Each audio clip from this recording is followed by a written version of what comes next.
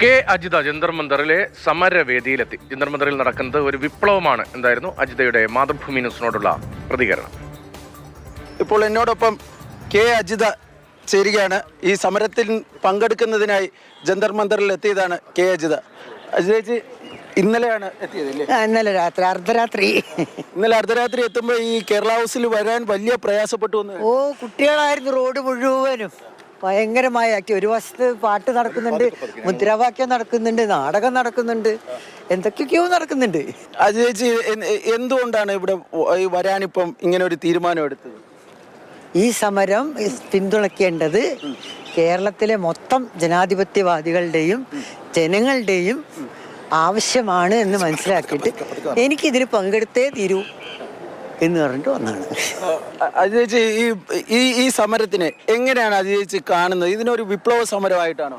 വിപ്ലവം പല രൂപത്തിലുണ്ടാവും. വിദ്യാർത്ഥികൾ, സ്റ്റുഡൻസ്, യുവജനങ്ങൾ മുൻകൈയെടുത്ത ഈ സമരം അത് വിപ്ലവം തന്നെയാണ്.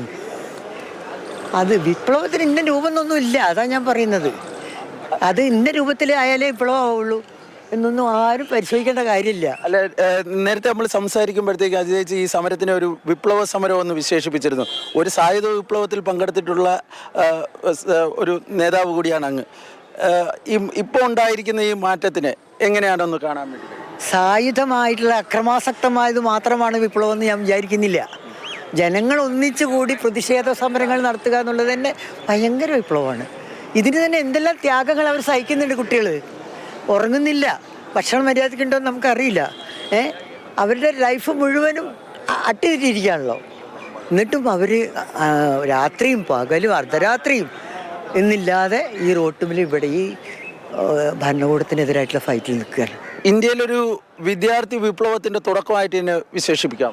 അങ്ങനെയൊന്നും ഞാൻ പ്രവചിക്കാനും പറയാനൊന്നും ആളല്ല. ഇത് വിപ്ലവമാണെന്നേ ഞാൻ പറഞ്ഞുള്ളൂ. കൂടുതൽ പ്രവചിച്ചിട്ട് അങ്ങനെയൊന്നും നടന്നില്ലെങ്കിൽ അന്ന് അങ്ങനെ പറഞ്ഞല്ലേ.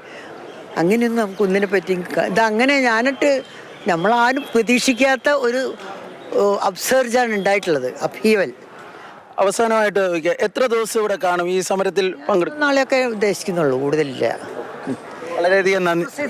സോളിഡാരിറ്റി, ഐക്യദാർഢ്യം എക്സ്പ്രസ് ചെയ്തിട്ട് ഞാൻ പോകും. കേരളത്തിന്റെ സോളിഡാരിറ്റി. ദില്ലിയിലെ ജന്തർ മന്ദറിൽ നിന്നും ക്യാമറാമാൻ ജഗദീഷ് വിഷ്ണുവൊപ്പം ബി ബാലഗോപാൽ, മാതൃഭൂമി ന്യൂസ്.